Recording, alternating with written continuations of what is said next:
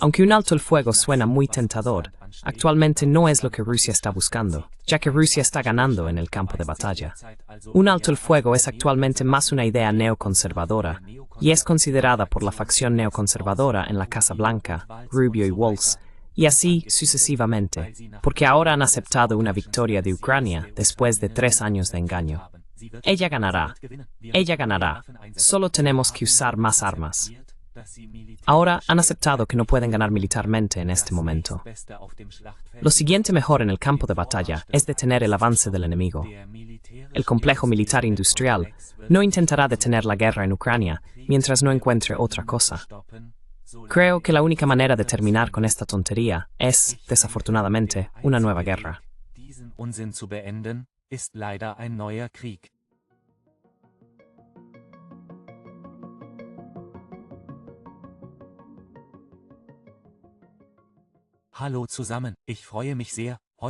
Hola a todos. Me alegra mucho poder dar la bienvenida nuevamente a mi amigo, el Dr. Pascal Lotas. Pascal es profesor extraordinario en la Universidad de Kioto, en Japón. Muchos de ustedes conocen muy bien a Pascal por su excelente canal de YouTube sobre estudios de neutralidad geopolítica, donde entrevista a destacados responsables políticos, líderes de opinión y, por supuesto, académicos. Asegúrense de ver los estudios de neutralidad si aún no lo han hecho y suscríbanse. El enlace se encuentra abajo en la descripción del video. Pascal, me alegra mucho verte de nuevo. Muchas gracias por estar aquí. Vielen Dank für die Einladung, Lena. Gracias por la invitación, Lena. Hablemos sobre las negociaciones de paz entre Estados Unidos y Rusia. Hay mucho en juego, y parece que las negociaciones para el fin del conflicto entre Ucrania y Rusia se han estancado mientras continúan los combates. Según se informa, el presidente Trump afirmó que podría terminar el conflicto en 24 horas durante la campaña electoral, solo para descubrir más tarde que la realidad podría ser un poco más compleja. ¿Cómo evalúa el estado actual de las negociaciones de Estados Unidos y Rusia, Rudy Papeswup, en ese proceso?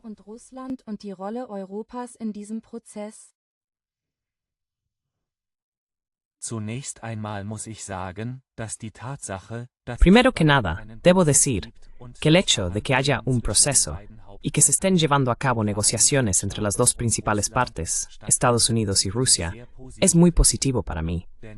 Porque durante 3 años no habíamos experimentado algo así, y ahora, de repente, está avanzando. Todos éramos muy optimistas cuando se hablaba de la primera llamada telefónica entre Trump y Putin y las primeras negociaciones en Riad. Donald Trump incluso ejerció una fuerte presión sobre Ucrania, y ejerció una presión intensa sobre Volodymyr Zelensky en la Casa Blanca. Había esta esperanza de que nos acercaríamos a un acuerdo y un alto el fuego. Pero luego todos aprendimos que un alto el fuego suena muy tentador. Pero Rusia no lo está intentando en este momento, ya que Rusia está ganando en el campo de batalla.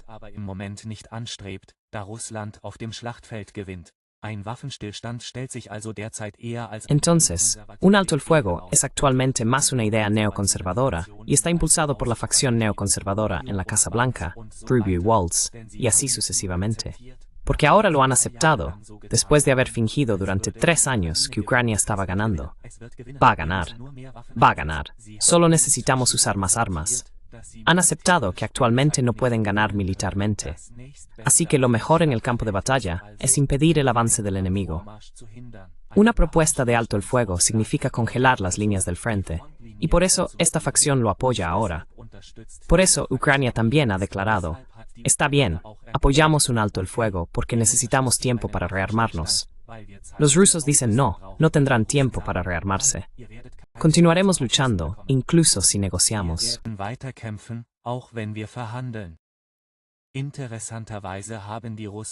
Curiosamente, los rusos han explicado durante mucho tiempo que están listos para negociar, pero las negociaciones están teniendo lugar mientras la situación en el campo de batalla continúa desarrollándose. Emprenderán tanto esfuerzos militares como diplomáticos. Y es exactamente donde estamos ahora, ¿verdad? Entonces, aparentemente, Donald Trump mismo y su gobierno también han aceptado esto. Porque cuando se anunció la propuesta de alto el fuego, todo el lado neoconservador de su gabinete dijo que Putin debe aceptar esto dentro de 48 horas. De lo contrario, todos descubriremos quién es la verdadera razón de la guerra, y así sucesivamente. Bueno, eso se ha calmado, y ahora los europeos, los estadounidenses y los neoconservadores realmente se quejan de que Putin quiere ganar tiempo. Putin está tratando de ganar tiempo. No, no necesita ganar tiempo. Quiero decir, tiene tiempo, ¿verdad?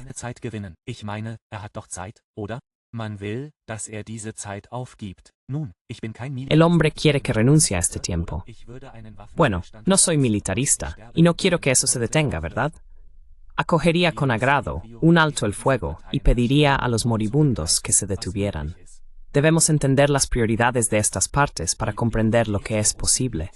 La prioridad de los rusos es definitivamente una solución general, al menos para Ucrania, pero también de manera óptima para la arquitectura de seguridad de su vecindario inmediato. Sobre eso, todavía se puede negociar con los estadounidenses, porque Trump sigue dispuesto a negociar, ¿verdad? Se reúnen y forman grupos de expertos. Ahora, cuando tienes que hablar sobre detalles, por supuesto, se vuelve mucho más difícil.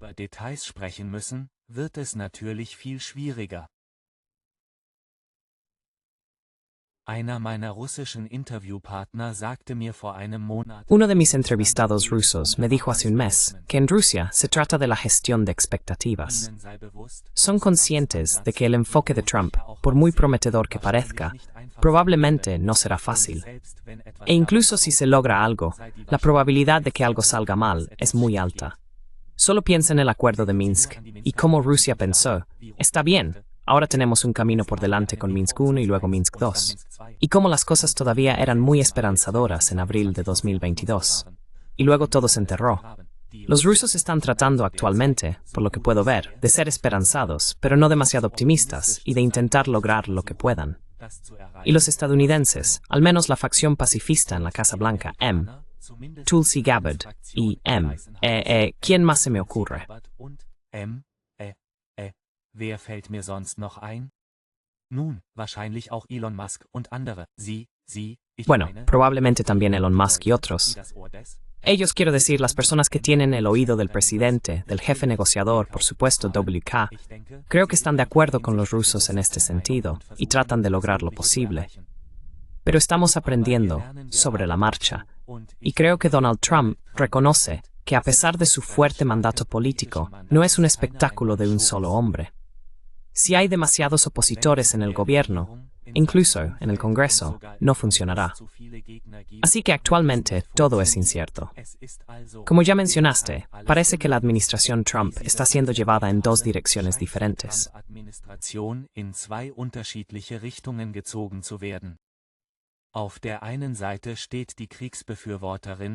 Por un lado, está el líder de guerra.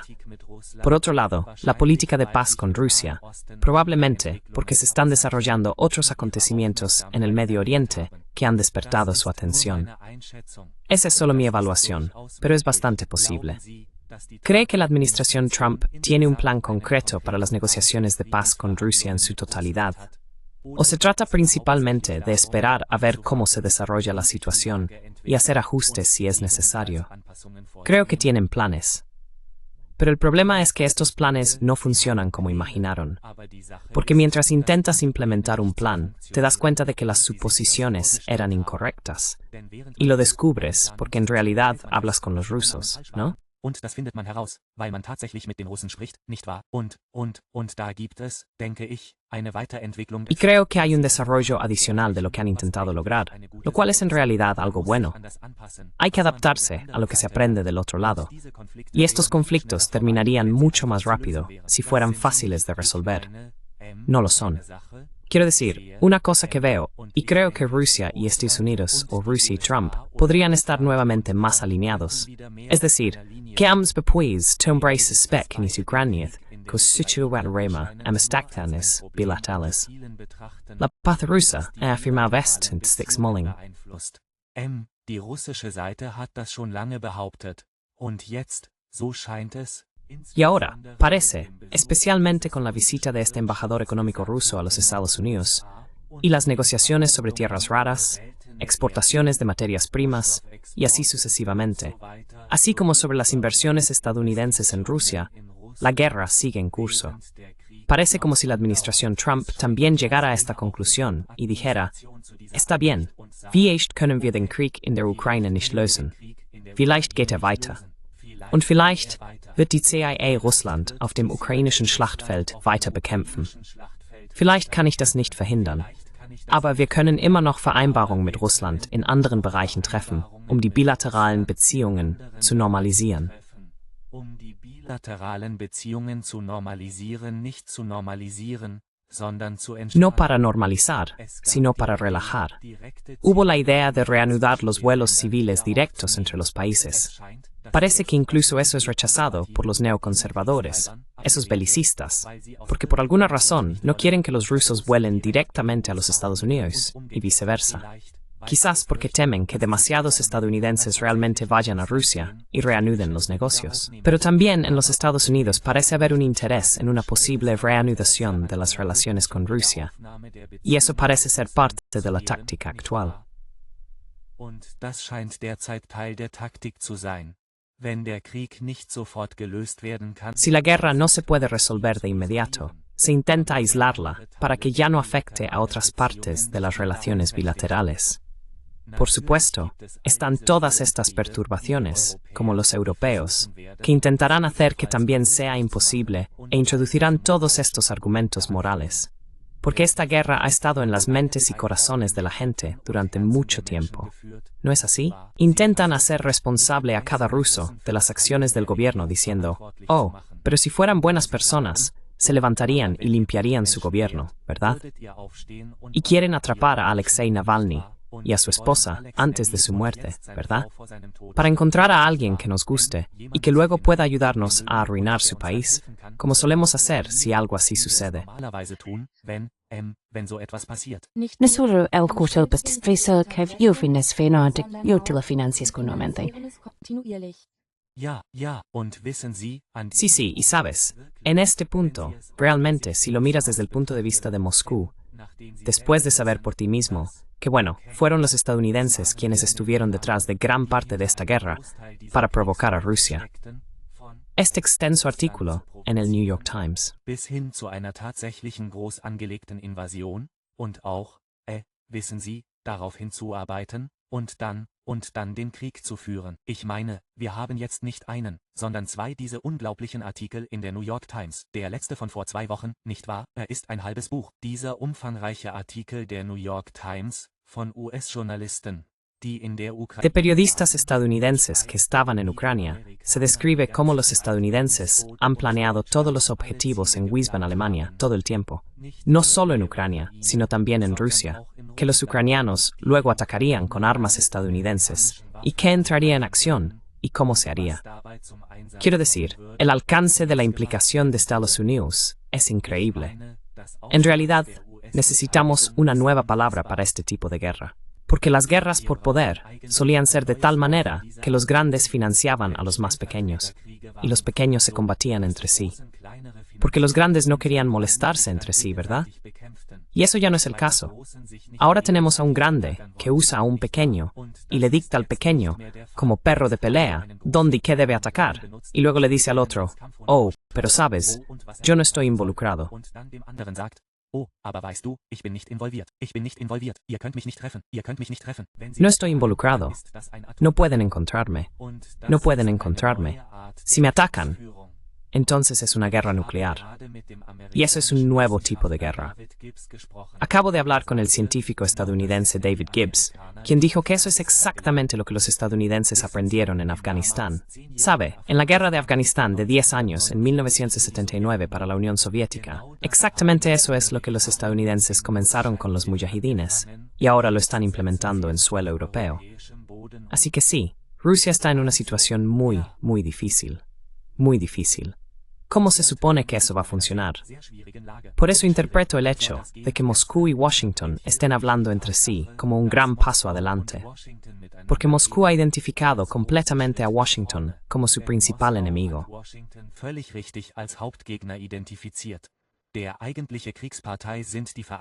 El verdadero partido de guerra es Estados Unidos. Ucrania es en realidad solo el socio de implementación. Las negociaciones con Ucrania, incluso si tuvieran sentido allí, especialmente a nivel operativo, requieren que los tomadores de decisiones y la población firmen algo. Tienen que sentarse en Washington. Que los dos hablen entre sí es algo bueno. Pero incluso en Estados Unidos, la fuerza de decisión no recae únicamente en Donald Trump. Es un sistema, y negociar con este sistema es un desafío enorme. Y luego están los factores intervinientes, como la resistencia ucraniana y europea, que pueden hacer que las cosas fracasen. Me refiero a los llamados factores disruptivos en cada proceso de paz.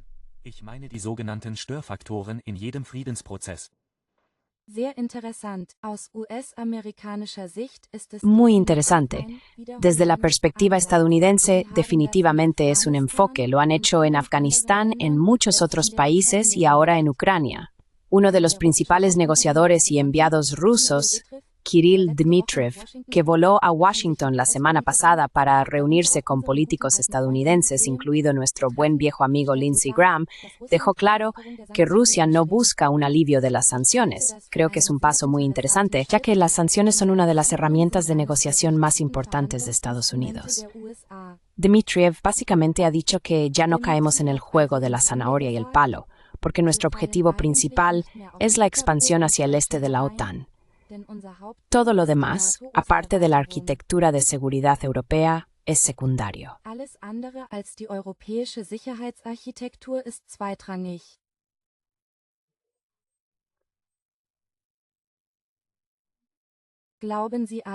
¿Cree entonces que las negociaciones podrían estancarse a pesar de los combates continuos porque la administración Trump descubre que Rusia está en una posición mucho más fuerte de lo que quizás se esperaba?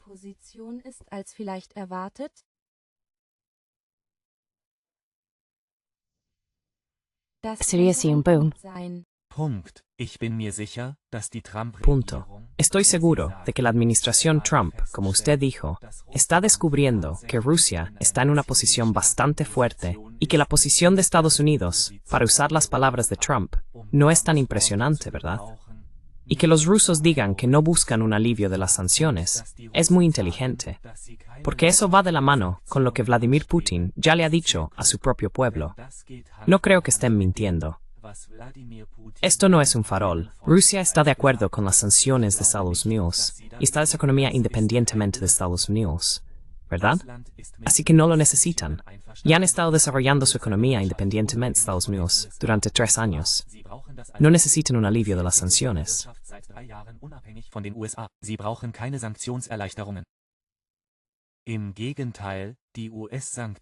Por el contrario, las sanciones de Seminis aseguran que las empresas y corporaciones rusas no intenten ganar dinero rápidamente en el mercado estadounidense, sino que se esfuercen por cerrar otros mercados. Y eso es exactamente lo que Rusia está buscando estratégicamente en este momento. Quiere nuevas formas de interactuar con la economía mundial a través de China y todos sus otros socios. Y sabes, Rusia no controla todas sus empresas. Si hay una pequeña empresa exportadora de té en Rusia, entonces Putin no la controla, ¿verdad? El hecho de que estas empresas no puedan ir a Estados Unidos ha obligado a la economía rusa a tomar una nueva dirección. Y eso les ha resultado beneficioso, ¿no es así?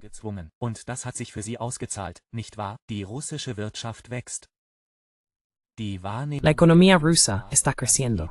La percepción de los españoles de que todos quieren sus mercados y que pueden manejar su influencia a su antojo es exagerada, especialmente con las sanciones. Se exceden con los aranceles.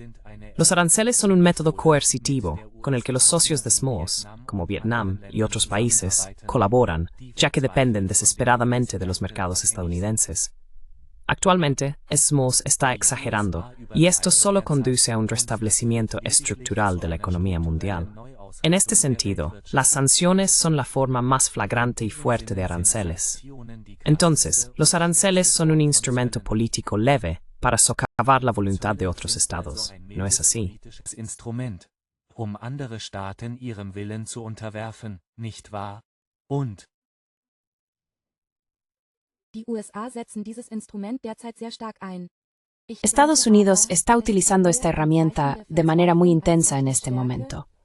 Sin embargo, creo que es más una señal de desesperación que de verdadera fortaleza cuando se recurre a tales últimos recursos justo antes de una guerra real. Y por supuesto, hay una guerra real entre Rusia y Estados Unidos.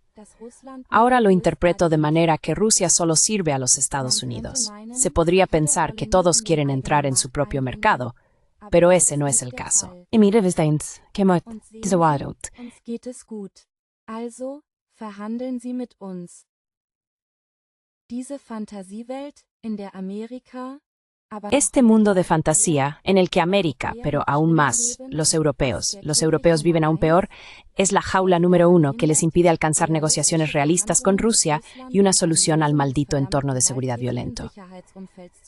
Pasemos a uno de los temas quizás más delicados, la legitimidad de Volodymyr Zelensky. Digo esto, ya sabes, con una sonrisa, porque todos sabemos que se negó a defender los principios democráticos y, sin embargo, afirma que Ucrania es una democracia.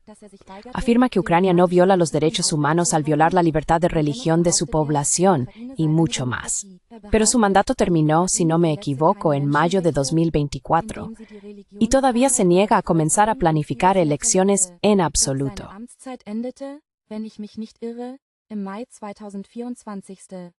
Und weigert sich immer noch, überhaupt mit der Planung von Wahlen zu beginnen. Weigert sich, ernsthaft über Präsident... Se niega a hablar seriamente sobre las elecciones presidenciales. Recientemente, el presidente ruso Putin propuso, como una de muchas opciones posibles, la formación de un gobierno de transición en Ucrania, bajo el paraguas de las Naciones Unidas, para concluir las conversaciones de paz y posteriormente firmar acuerdos de paz legalmente vinculantes. ¿Cómo evalúa la postura de Washington sobre la legitimidad de Zelensky como líder político de Ucrania?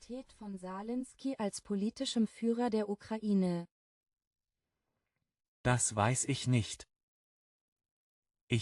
Eso no lo sé. Creo que la mayoría de los círculos políticos de Washington, y probablemente también Donald Trump, lo consideran un líder legítimo y al gobierno gobernante como legítimo. Quizás Donald Trump no. Aunque ha dicho que es un dictador, el hombre dice muchas cosas en la vida cotidiana. Creo que la mayoría en Washington considera a Zelensky como el único líder legítimo. Y permítame decirlo así, la perspectiva rusa tiene ciertamente su justificación en lo que respecta a la constitución ucraniana. Y sí, Rusia puede decir que esto es inconstitucional y que no podemos negociar con ellos. Andererseits gibt es ein Ausnahmezustand, das die Verfassung in Teilen außer Kraft setzt, und genau das, was Zelensky tatsächlich als Legitimität meiner weiteren Präsidentschaft bezeichnet, ist die Legitimität meiner Präsidentschaft. Während des Kriegsrechts und des Kriegszustands müssen wir das nicht tun. Und ja, Russland kann sagen, das sei verfassungswidrig und wir könnten nicht mit ihnen verhandeln. Andererseits hat Russland kein Problem damit. Por otro lado, Rusia no tiene problema en aceptar a políticos de Burkina Faso y otros países africanos que han llegado al poder a través de un golpe de Estado. En este sentido, Rusia tiene razón, pero actualmente está utilizando la situación para lograr su propio resultado óptimo. Quizás también porque se es consciente de las bajas probabilidades de un acuerdo integral bajo el liderazgo actual. Por otro lado, esto es muy difícil, ¿no es así? Porque existe el grave peligro de que si el señor Zelensky o alguien más realmente acepta algunas de las demandas centrales, especialmente las demandas territoriales de Rusia, estas personas sean destruidas o asesinadas por el sector de derecha. Vom rechten Sektor vernichtet oder getötet werden. Und dieser rechtsradikale, ultrafaschistische Y este sector radical de extrema derecha, ultrafascista, está muy dispuesto a usar la violencia contra su propia población. Como ahora sabemos por la investigación de Ivan Kachanovsky, él ha demostrado que estas fueron las personas que dispararon a la gente en la Plaza Maidan, a su propia gente, fuerzas de seguridad y manifestantes. Estos tipos extremadamente violentos disparan a cada uno de ellos porque quieren matar a más rusos, ¿verdad? Esta dinámica debe tenerse en cuenta. Diese Dynamik muss man im Auge behalten.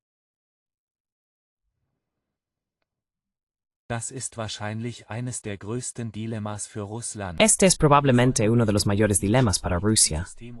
¿Cómo debería uno lidiar con el sistema político ucraniano, incluso si Estados Unidos acepta un acuerdo? Creo que tratar solo con Rusia y Ucrania es casi imposible. Por eso Rusia necesita el apoyo de Estados Unidos. Si ambos lados se ponen duros contra Ucrania y dicen, así será, entonces probablemente tengan suficiente poder para imponer algo. Pero esa es la carta más fuerte de Trump.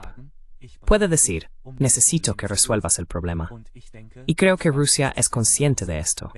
Si quieren proceder diplomáticamente y políticamente, tiene que ser de esta manera. Ambos lados deben proceder contra Ucrania de la misma manera y con el mismo objetivo.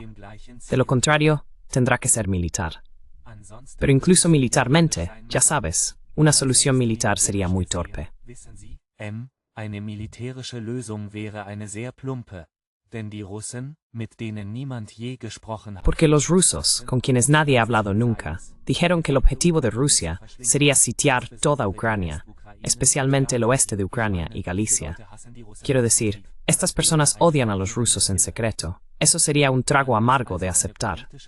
Entonces hay que encontrar una estructura política, incluso si se toma el territorio, para que Rusia no cometa más potenciales atentados terroristas, y así sucesivamente, ¿verdad? En general, creo que un acuerdo común, un marco al que todos estén de acuerdo, que contenga a los ultraderechistas nacionalistas, y que luego se deje de lado, sería el resultado óptimo. Una solución militar es, si acaso, probablemente una subóptima. Pero definitivamente mejor que rendir Ucrania, ¿verdad? Rusia ha declarado que no está lista para contribuir a toda Ucrania de la OTAN. Por lo tanto, creará un colchón de seguridad de una forma u otra. Daher wird es auf die eine oder andere Weise einen Sicherheitspuffer schaffen. Absolutamente. Y por supuesto, Zelensky se encuentra en una situación muy difícil porque el sector derecho, y como algunos quizás sepan, hay un partido llamado Svoboda que está bastante dispuesto a amenazarlo y ya lo han hecho varias veces. Creo que incluso hay un video que fue grabado en algún lugar de Kiev. Zelensky y representantes del sector derecho lo han amenazado abiertamente.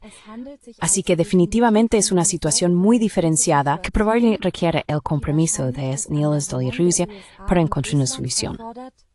Recientemente me encontré con realmente interesante que fue hace unos días. Das vor einigen Tagen aufgenommen wurde. Darin stellte ein ukrainischer Politiker das koreanische En él, una política ucraniana puso sobre la mesa el escenario coreano para el fin de la guerra. Básicamente, el frente debería congelarse y luego debería crearse una zona desmilitarizada, similar a Corea del Norte y del Sur. Esta ex política ha estado activa en la política ucraniana durante 3 décadas. Su nombre es Yulia Tymoshenko. Fue primera ministra y candidata presidencial.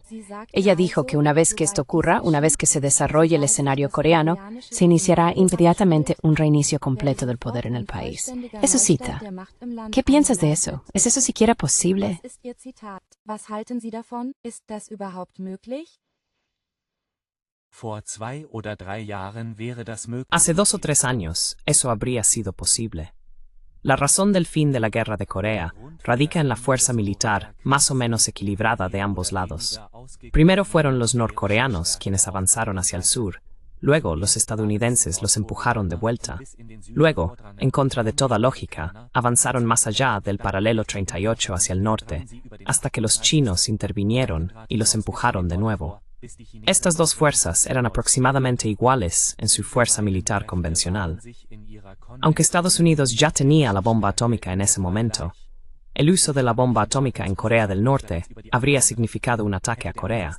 ¿No es así? Así que no llegaron al extremo. Sie gingen also nicht bis zum Äußersten. Der Krieg wurde auf sehr ähnliche Weise in den Schützengräben. La guerra se llevó de una manera muy similar hacia las tumbas de los defensores. Quedó una guerra de trincheras, con armas convencionales. Y luego las negociaciones prácticamente llevaron a una congelación del conflicto, ya que ya estaba congelado militarmente. Los dos ejércitos detuvieron sus movimientos alrededor del paralelo 38, y más tarde concluyeron un acuerdo diplomático para mantener esto por escrito. En este momento, no tenemos tal situación en Rusia y Ucrania. Los rusos están a la ofensiva, la OTAN y Ucrania a la defensiva. Y lo único que podría cambiar eso sería una escalada militar masiva del lado occidental. ¿No es así? No creo que las tropas terrestres pudieran cambiar mucho, pero los misiles nucleares tácticos sí podrían. Taktische Atomraketen aber schon. Donald Trump sagte, nein, das werden wir. Donald Trump dijo, no haremos eso. Estamos jugando con una segunda guerra mundial. No queremos una segunda guerra mundial. Eso es algo bueno. Vladimir Putin también dijo, no queremos eso. Y de hecho, los rusos nunca usan armas nucleares, ¿verdad? Hemos experimentado la guerra convencional. Afortunadamente, hemos experimentado autocontrol en ambos lados al más alto nivel. Pero eso significa que los rusos están a la cabeza con sus fuerzas convencionales. Así que tienes que ofrecerles algo para detener su avance. ¿Qué podría ofrecer Ucrania para detener el avance de los rusos? Bueno, eso sería aceptar sus demandas principales, especialmente las demandas territoriales. Y creo que Yulia Tymoshenko diría que no a eso. Und ich denke, auch Julia Timoschenko würde dazu Nein sagen. Denn jeder Staatschef, jeder politische... Porque cada jefe de Estado, cada líder político, al final dice que sí. En este sentido, el escenario coreano habría sido posible en el pasado. Considero más probable el escenario japonés, donde un lado simplemente tiene que rendirse para comenzar un nuevo proceso político. Esto va de la mano con lo que es posible. Los japoneses estaban al borde del abismo en la Segunda Guerra Mundial. Estaban después de la expulsión de 2 bombas atómicas americanas sobre ellos. Y no solo eso, Estados Unidos mató a 100.000 personas en Tokio con bombas en una sola noche. La gente simplemente fue quemada, y la ciudad en el área de Skytree todavía se ve muy diferente hoy en día que el resto de Tokio. Sieht noch heute ganz anders aus als der Rest von Tokio. Warum? Weil sie komplett ausgebrannt ist. ¿Por qué? Porque está completamente devastada, ¿verdad? 100.000 personas en una sola noche. La gente pobre, por supuesto, solo para dejarlo muy claro. Los estadounidenses se aseguraron de no atacar a nadie en los círculos de decisión. Solo quemaron a la gente pobre, que siempre pagaba un precio por la belicosidad de sus propios estados. ¿Y luego tuvieron la opción de seguir luchando? Y había personas en la administración japonesa que querían continuar luchando. Al final, fue el emperador quien tomó la decisión y dijo no, nos rendimos, soportaremos lo insoportable, haremos lo impensable. Y luego dijeron, está bien, bajamos las armas. Y se rindieron a los estadounidenses. Y MacArthur aterrizó con unos pocos miles de marines estadounidenses en Tokio. Ein paar tausend US-Marines in Tokio. Ein paar tausend, wissen Sie, und sie gingen einfach los. Unos pocos miles, ya sabe, y simplemente se fueron y marcharon junto a todos los soldados japoneses, que simplemente estaban allí parados y saludaban. Y ellos no saludaban, solo estaban allí, pero siguieron la orden de retirarse. Luego, MacArthur fue al Palacio Imperial e hizo una foto con el emperador, para mostrar lo mucho más grande que era que el emperador. Insultó el símbolo de Japón de una manera muy significativa y le dijo, mire, su vida ahora está en mis manos. Y los japoneses tuvieron que aceptar eso. Y lo fascinante es que Japón, 9 años después, 8 años después, en 1953, firmó un tratado de seguridad con los estadounidenses y aceptó que a partir de entonces, los estadounidenses serían responsables de la seguridad japonesa. Undenkbar im Jahr 1945. Impensable. Impensable en el año 1945, en enero, febrero, en marzo de 1945.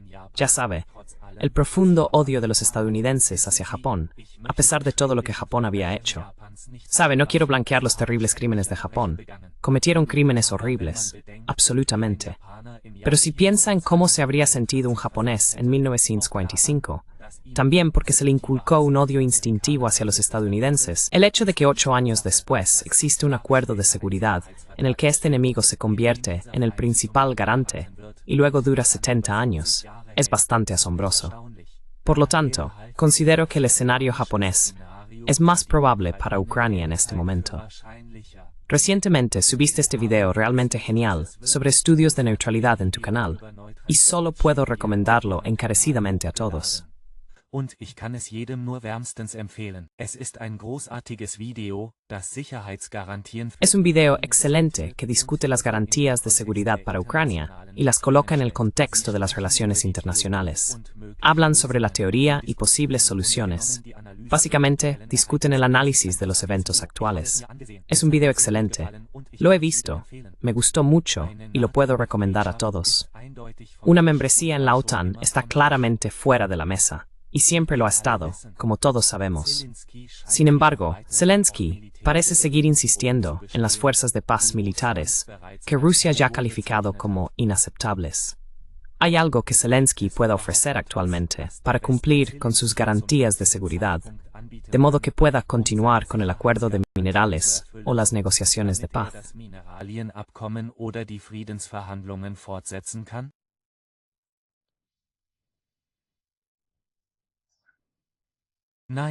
No, el punto es que Estados Unidos no tiene que ofrecerlo a Zelensky. Estados Unidos tiene que ofrecérselo a Rusia, y Rusia debe estar de acuerdo.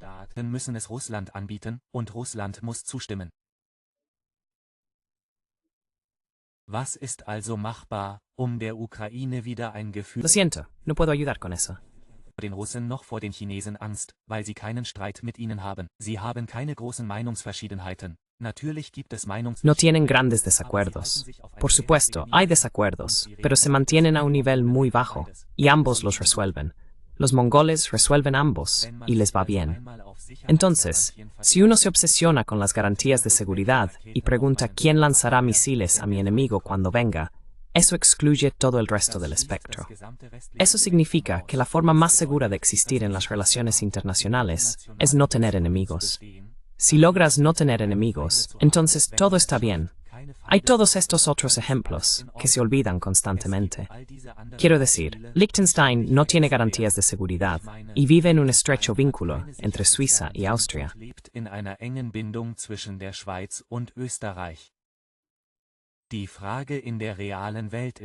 La pregunta en el mundo real es, ¿qué aceptarían los ucranianos si dijeran, está bien, bueno? Ahora aceptamos algunas de las cosas más inaceptables de Rusia, a cambio de que la solución resultante sea estable para nosotros. Probablemente desearías un componente militar, lo cual es comprensible y lo más normal del mundo. Sabes, cuando Alemania se reunificó en 1989, hubo negociaciones entre los 4 ganadores de la Segunda Guerra Mundial. La Unión Soviética, en ese momento era la Unión Soviética, bajo Mikhail Gorbachev, los británicos, los franceses y los estadounidenses, quienes acordaron un acuerdo y dijeron, está bien, Alemania será parte de la OTAN, pero las fuerzas de combate alemanas mismas estarán limitadas a 180.000 hombres. Y hay límites superiores para las tropas.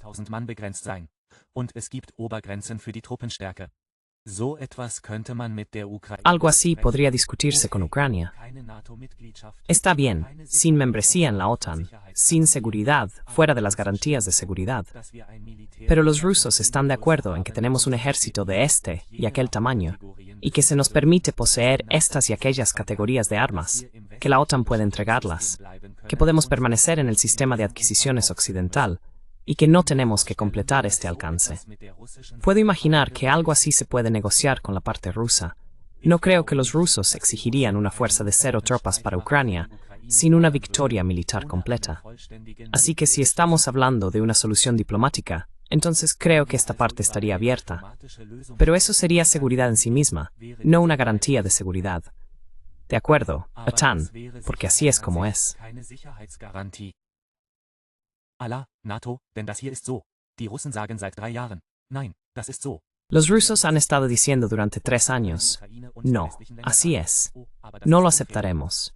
Y luego Ucrania y los países occidentales pueden decir, oh, pero eso es injusto. Bueno, mala suerte, así es como es. Quiero decir, si no puedes cambiarlo, entonces así es como es. Enlazaré el video en la descripción a continuación. Creo que lo discutiste tan bien y lo hiciste comprensible para todos, que espero que la gente lo vea a continuación. Pero tal vez una última pregunta para hoy, Pascal. Y eso nos lleva de vuelta al comienzo de nuestra conversación, cuando discutimos las fuerzas opuestas dentro de la administración Trump. Aparentemente, el presidente Trump está presionando para poner fin al conflicto entre Ucrania y Rusia. offenbar auf ein Ende des Ukraine-Russland-Konflikts. Und es gibt auch hochrangige US-Militärs und Abgeordnete. Y también hay miembros de alto rango del ejército estadounidense que están del lado de la UE y quieren continuar la lucha, o que quieren que Ucrania luche hasta el final. Uno de ellos es el general Chris Cavoli, quien hace solo unos días, en abril, ante el Congreso, fue abiertamente socavado por Trump en su declaración, instando a Ucrania a seguir luchando. Dijo que los rusos perderían poder. Ya no son tan fuertes. Son buenos en algunas áreas, pero no tan fuertes como el ejército ucraniano. Y hay muchos otros como Cavoli. ¿Qué se necesita para que estos, diría yo, representantes sedientos de sangre del complejo militar industrial, al cual él pertenece, en mi opinión, finalmente digan, ¿sabes qué? Es suficiente. Ucrania está perdiendo. Rusia claramente está ganando. Y esa es la única manera en que puede continuar. Russland gewinnt eindeutig, und nur so kann es weitergehen. Wir werden die Finanzierung dieses Stellvertreterkonflikts einstellen. Dejaremos de financiar este conflicto por delegación. ¿Cree que podría llegar a esa conclusión? No, porque pedirle al complejo militar industrial que deje de armar y masacrar a Ucrania es como pedirle a Apple que deje de vender iPhones. Eso es exactamente lo que hacen. Ese es todo el complejo militar industrial. El Congreso, el grupo de expertos, el complejo mediático. Es un sistema que toma recursos y personas, y al otro extremo escupe armas, destrucción y muerte. Eso es exactamente lo que hace. Y seguirán haciéndolo mientras esta máquina funcione. Y la máquina en sí no veo señales de que se debilite. Quiero decir, daño a la reputación. Está bien. Han invertido unos cuantos dólares en sus productos y han estado en los titulares de manera negativa. Pero siguen adelante. Aber sie machen weiter. Und sie sind viel größer als Apple, oder?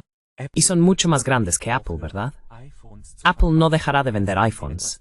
Solo si tienen algo mejor que el iPhone, sacarán el iPhone de circulación. El complejo militar industrial no intentará terminar la guerra en Ucrania mientras no tengan nada más.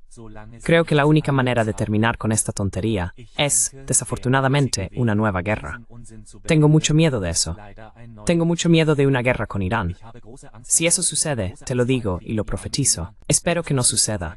Espero que no tengamos una guerra con Irán. Realmente espero que no tengamos una.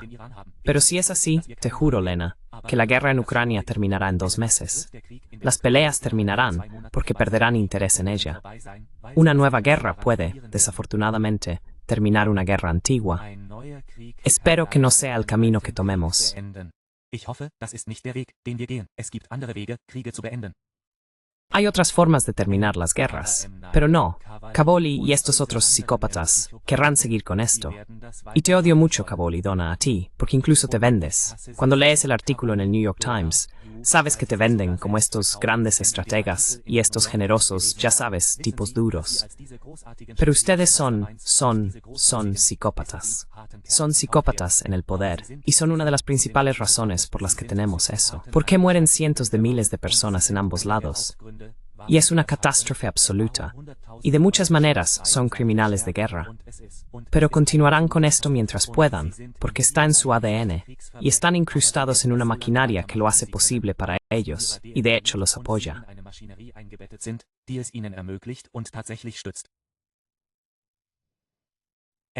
Ja, wenn es also eine Lösung für diesen Konflikt Lo siento, Spink ni soy Sud.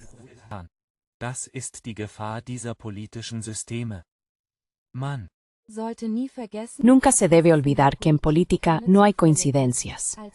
Cuando Estados Unidos se retiró de Afganistán y meses después comenzó el conflicto por delegación en Ucrania, definitivamente fue una señal de que las coincidencias no existen. dann Dinge verdrängen. Entonces, suprimir cosas. Creo hasta el día de hoy que la guerra en Ucrania finalmente ha terminado con la negativa al servicio militar. Ha suprimido nuestra atención a la negativa al servicio militar y todo el lenguaje de la guerra. ¿Recuerdas a los combatientes del frente y la lucha contra la negativa al servicio militar? Todo esto terminó porque fue resuelto por un segundo conflicto que ocupa nuestro espacio mental y hace posible reducir las cosas. Incluso en Afganistán, Así que, si hubiera un segundo conflicto, en mi opinión, suprimiría a Ucrania, y así crearía espacio para negociaciones diplomáticas, para al menos terminar las peleas. Y no quiero eso. Es una visión muy triste, ¿no? Que necesites una segunda guerra para terminar una.